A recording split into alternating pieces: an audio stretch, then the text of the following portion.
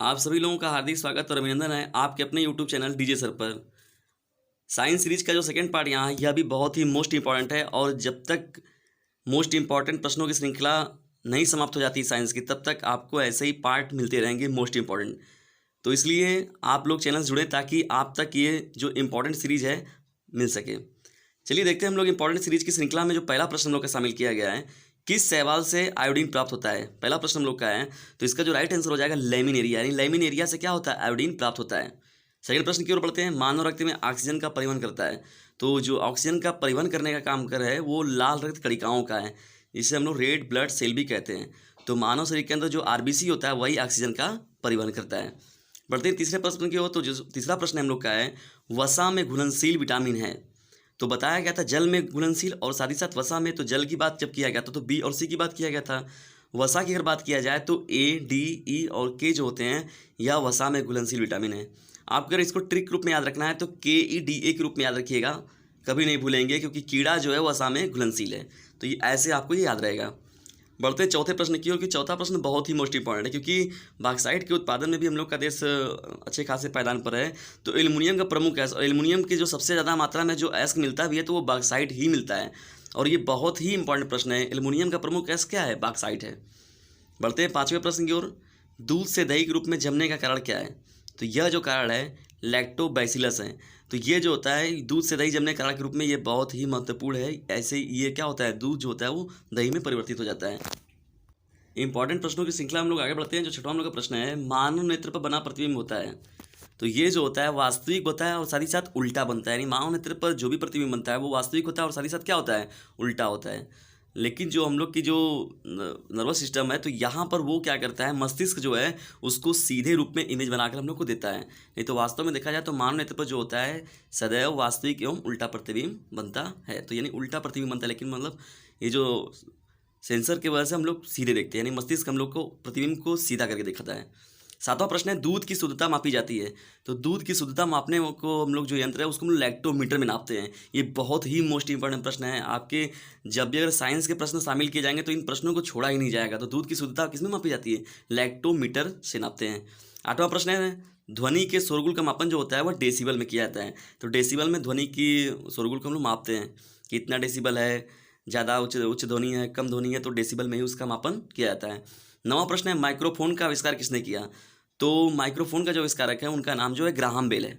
10वें प्रश्न की ओर बढ़ते हैं, मधुमेह रोग होता है तो इंसुलिन के अभाव में होता है। तो यानी मधुमेह के जो पेशेंट होते हैं उनको जो इंजेक्शन दिया जाता है वो इंसुलिन की पूर्ति के लिए जो इंजेक्शन दिया जाता है वो इंसुलिन का ही दिया जाता है। तो यानी मधुमेह रोग होता है किसके, इंसुलिन के अभाव में।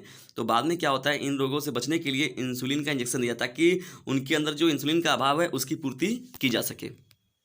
यदि आप सभी लोगों ने वीडियो को लाइक नहीं किया है तो लाइक कर दें और साथ ही शेयर करना बिल्कुल भी ना भूलें, और चैनल पर हैं तो सब्सक्राइब जरूर कर लें क्योंकि ऐसे ही इंपॉर्टेंट सीरीज आप तक मिलती रहेगी। बढ़ते हैं 11वें प्रश्न की ओर, मस्तिष्क और मेरुरज्जु को ढकने वाली झिल्लियों में सूजन आ जाने से कौन सा रोग होता है।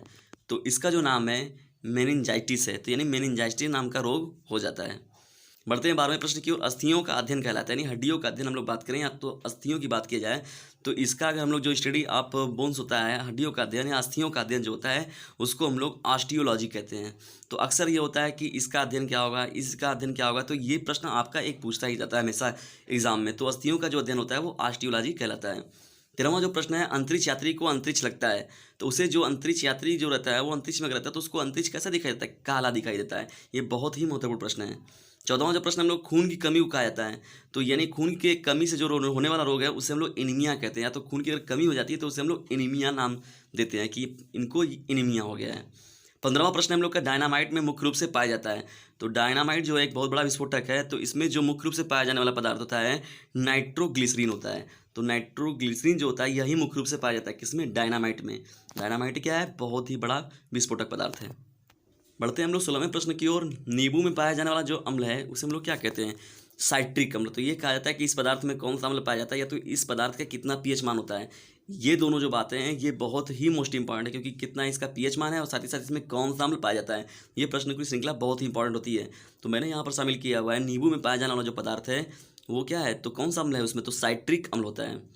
17वां प्रश्न है, शरीर की सबसे बड़ी हड्डी जो होती है वो जांघ की हड्डी होती है जिसका नाम क्या होता है, फीमर होता है। तो शरीर की सबसे बड़ी जो हड्डी होती है वो कौन होती है, फीमर होती है। और साथ ही साथ अगर बात की जाए सबसे छोटी हड्डी की बात करते हैं तो हम लोग कान की बात करते हैं, इसे स्टेपिस के नाम से हम लोग कहते हैं। तो ये सबसे छोटी हड्डी होती है आपकी, कहाँ पर होती है? कान के पास। 18वां प्रश्न है हम लोग का, सूर्य की पराबैंगनी किरणों से पृथ्वी की रक्षा करता है। तो यह जो रक्षा करने का कार्य है यह ओजोन परत करता है। यह समताप मंडल में पाया जाता है, यानी क्षोभ मंडल के जस्ट ऊपर समताप मंडल में पाया जाता है। और ये अल्ट्रावायलेट ए, अल्ट्रावायलेट बी और अल्ट्रावायलेट सी होता है। तो उसमें अल्ट्रावायलेट सी जो किरण होती है वो सबसे घातक होती है, जिसे रोकने का काम ओजोन लेयर करता है। और ये धीरे धीरे क्षीण भी हो रहा है। तो सूर्य की पराबैंगनी किरणों से पृथ्वी की रक्षा कौन करता है? तो ओजोन परत करता है। 19वें प्रश्न की ओर बढ़ते हैं। ठोस कोण की इकाई है, तो इसका जो मात्रक है या इकाई है तो हम लोग इसे स्टेरेडियन में मापते हैं। 20वां प्रश्न हम लोग का, द्रवीभूत पेट्रोलियम गैस में प्रधानता होते हैं, तो क्या होते हैं? ब्यूटेन और प्रोपेन। तो हम लोग बात किया जाए अगर एलपीजी की बात किया तो उसमें मुख्य रूप से ब्यूटेन और क्या होता है? प्रोपेन होता है। ये रहे साइंस सीरीज के आपके पार्ट 2। ऐसे ही मोस्ट इंपॉर्टेंट पार्ट आपको मिलते रहेंगे। और इसमें 20 जो प्रश्न है ये बहुत ही इंपॉर्टेंट प्रश्न है, क्योंकि आप इसको एक नज़र तो जरूर पढ़ कर जाएं, क्योंकि आपके कौन से एग्जाम में ये प्रश्न शामिल हो जाएंगे इसको कोई नहीं जान रहा है। और हाँ, जो भी आपका प्रश्न होगा जिसमें साइंस के प्रश्न शामिल किए जाएंगे तो ये प्रश्न उन पेपरों के लिए बहुत ही इंपॉर्टेंट होने वाले हैं।